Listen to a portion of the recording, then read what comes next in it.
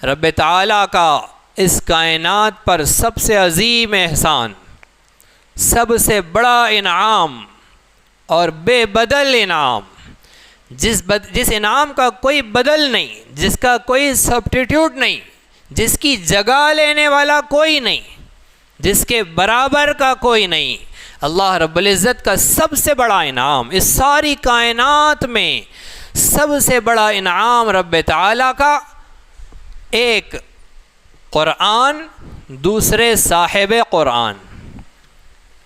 قرآن اور صاحب قرآن، یہ اللہ رب العزت کا اس کائنات پر سب سے بڑا انعام ہے۔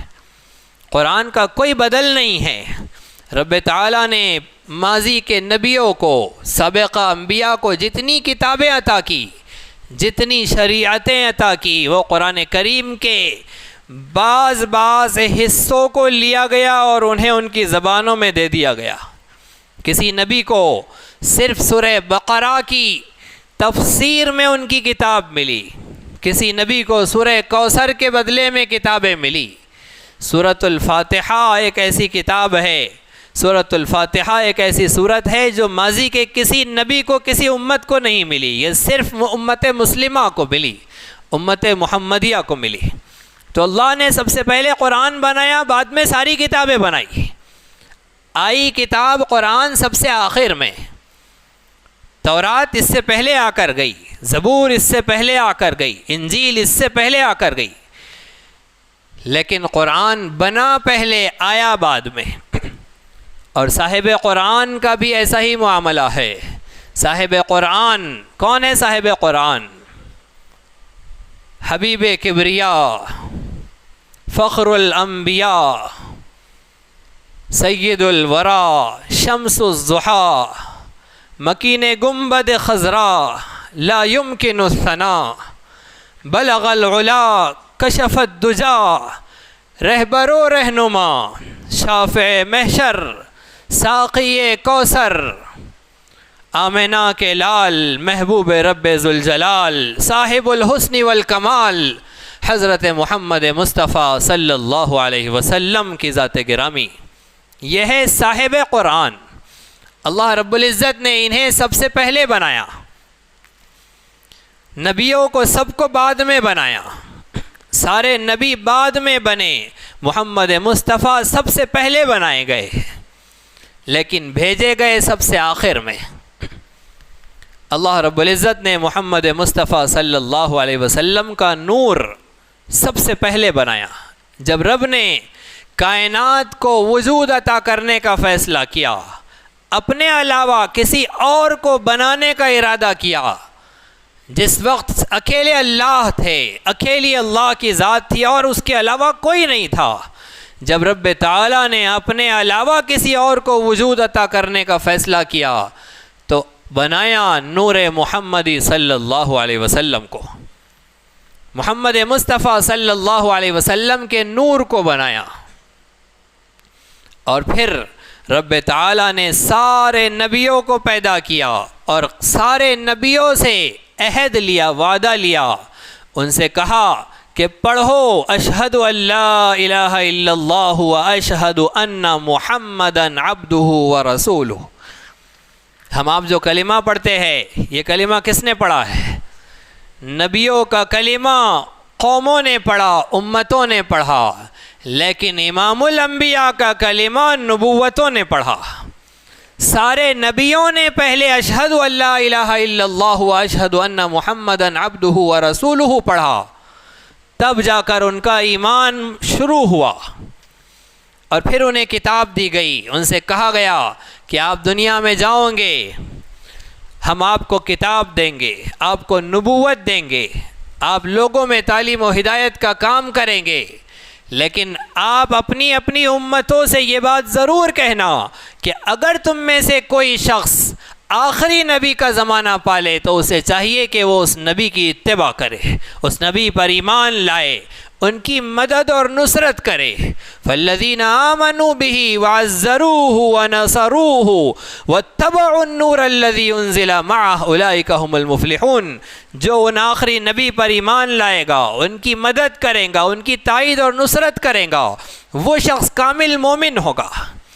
یہودیوں کو، نصرانیوں کو، ہمارے ملک ہندوستان میں رہنے بسنے والے ہندوؤں کو، جو اپنا پرانا دھرم سناتن دھرم کہتے ہیں، جو اپنی پرانی کتابیں اور پرانے پیشواؤں کو اور مذہبی رہنماؤں کو، جنہیں انہوں نے اوتار کا نام دے دیا ہے، ان کے بارے میں ان کی کتابوں میں وہ کہتے ہیں کہ وہ اپنے اپنے زمانے کے وقت کے نبی تھے۔ اگر وہ اپنے زمانے کے وقت کے نبی تھے، ہمارے پاس تحقیق نہیں ہے، اس کی تحقیق کس سے آتی؟ انہی سے آتی، لیکن اسی قوم نے اپنے رہنماؤں کا تعارف بگاڑ دیا، لہذا ہم تحقیق سے نہیں کہیں گے کہ ان کے رہنما نبی تھے، لیکن اگر تھے تو سارے نبیوں سے اللہ رب العزت نے ارشاد فرمایا تھا کہ اپنی اپنی امتوں اور قوموں سے کہنا کہ تم میں سے اگر کوئی شخص آخری نبی کا زمانہ پالے تو وہ آخری نبی پر ایمان لے آئے۔ لہٰذا ان کے رہنماؤں کا ان کے لیے سب سے بڑا میسیج یہ ہے کہ حضرت محمد مصطفیٰ صلی اللہ علیہ وسلم پر ایمان لاؤ، اور اللہ کا فضل و احسان ہے کہ ہم مسلمان ہیں۔ ہم اپنے دلوں کی دھڑکن، اپنی روحوں اور سانسوں کا مرکز، اپنے ایمان کا محور و مرکز محمد مصطفیٰ صلی اللہ علیہ وسلم کی جوتیوں کو، آپ کی جوتیوں کی دھول کو سمجھتے ہیں۔ محمد مصطفیٰ صلی اللہ علیہ وسلم کی اطاعت میں، آپ کی ناموس کی حفاظت میں، محمد مصطفیٰ صلی اللہ علیہ وسلم کے عظمت و تقدس کی حفاظت میں اپنے آپ کو قربان کر دینا، مٹا دینا مسلمان فخر کی چیز سمجھتا ہے۔ وہ مسلمان جس نے نماز نہیں پڑھی، وہ مسلمان جو عبادتوں سے کورا ہے، جس کی حالت یہ ہے کہ دیکھ کر کہیں سے مسلمان نہیں لگتا، لیکن اس کے کان پر اگر یہ خبر پہنچے کہ کسی نے محمد مصطفیٰ صلی اللہ علیہ وسلم کی شان میں گستاخی کی ہے تو اس کا ایمان جوش مارنے لگتا ہے۔ اس کی کیفیت یہ ہوتی ہے کہ پھر وہ ہر شے کی قربانی پر آمادہ ہو جاتا ہے۔ وہ اپنی بیوی کو مارنے والا، گالیاں دینے والا، اس پر ظلم کرنے والا، آج اس سے معافی مانگ کر نکلتا ہے اور کہتا ہے کہ بولا چالا معاف، جو کچھ کیا گیا کرا گیا سب معاف، اب جا رہے ہیں، پتہ نہیں زندہ سلامت واپس آئیں گے یا ادھر ہی شہید ہو جائیں گے۔ اس عورت کا یہ عالم ہے کہ وہ عورت جب دیکھتی ہے کہ یہ جو گالی کے علاوہ بات نہیں کرتا تھا آج مجھ سے معافی مانگنے چلا ہے، کیا وجہ ہے؟ اس کے اندر عشق رسول جاگا ہے، اس کے اندر محمد مصطفیٰ صلی اللہ علیہ وسلم کی محبت جاگی ہے۔ تو محبت رسول اور اطاعت رسول یہ دونوں لازمی شے ہے، دونوں ساتھ ہونا چاہیے۔ اللہ رب العزت نے اگر ہمیں محمد مصطفیٰ صلی اللہ علیہ وسلم کی ذات گرامی عطا کر دی، اور دوسرا انعام اللہ رب العزت نے اگر ہمیں قرآن عطا کر دیا، تو ضرورت اس بات کی ہے کہ ہم اس قرآن کو سینے سے لگائے۔ قرآن کریم جو تراویح میں پڑھا گیا، دوپہر میں، فجر بعد، روزے میں ہم قرآن کریم کی تلاوت کر رہے ہیں۔ مسلمان عموماً قرآن کریم کا ایک ختم تو رمضان میں ضرور کرتا ہے، تھوڑا تھوڑا کر کے دن بھر میں ایک پارہ مکمل پڑھ ہی لیتا ہے۔ 30 دن میں 30 پاروں کی تیاری کرتا ہی ہے، کم سے کم ایک قرآن تو پڑھتا ہی ہے۔ لیکن یہ قرآن کریم نازل ہوا تھا ہماری ہدایت کے لیے، قرآن کریم نازل ہوا تھا ہمیں راستہ دکھانے کے لیے، قرآن کریم نازل ہوا تھا ہمیں غلام بنانے کے لیے۔ کس کا غلام؟ اپنے آقا و مولا کا غلام بنانے کے لیے۔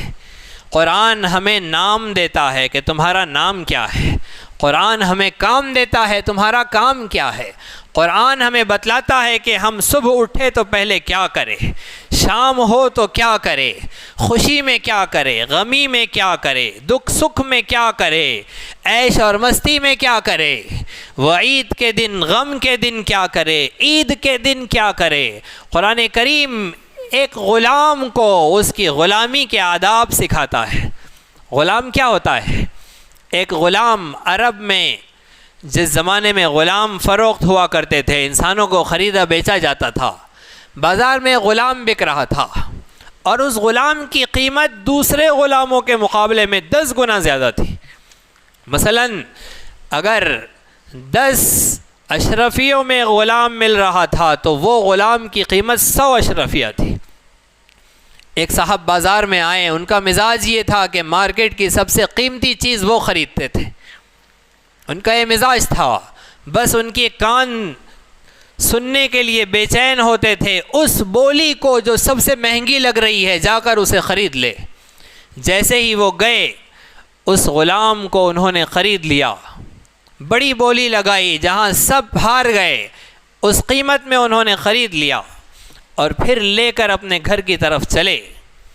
سوچنے لگے کہ میں نے 10 غلاموں کے بدلے میں ایک غلام خریدا، دیکھوں تو کہ اس میں کیا ہے، آخر سرچ تو کروں، غور تو کروں، دیکھوں تو کہ اس میں کیا ہے کہ اتنی قیمتی یہ غلام کی قیمت لگائی گئی ہے، آخر کیا وجہ ہے۔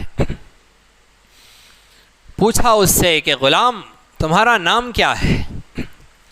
اس نے کہا کہ آقا میں غلام ہوں، غلام کا بھی اپنا کوئی نام ہوتا ہے، آپ جو نام رکھ دے وہ میرا نام۔ خاموش ہو گئے۔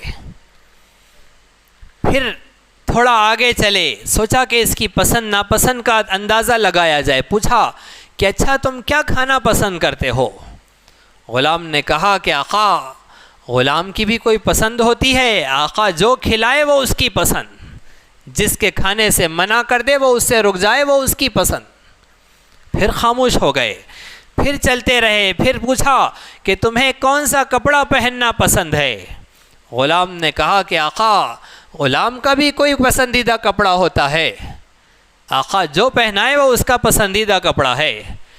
اب تو آقا اپنی غلامی کے بارے میں سوچنے لگے کہ سچ مچ اس نے مجھے غلامی کے آداب سکھا دیے، میں بھی کسی کا غلام ہوں، اس نے مجھے بھی کوئی نام دیا ہے، اس نے مجھے بھی کوئی کام دیا ہے، اس نے بھی میری پسند ناپسند کا کوئی دائرہ متعین کیا ہے، میں اپنے آقا کی کتنی غلامی کا دم بھرتا ہوں اور کتنا اس کو پورا کرتا ہوں۔ اسی طرح دینی، علمی، اصلاحی اور تاریخی دروس و بیانات سے استفادے کے لیے آپ کے اس چینل کو لائک، شیئر اور سبسکرائب کریں۔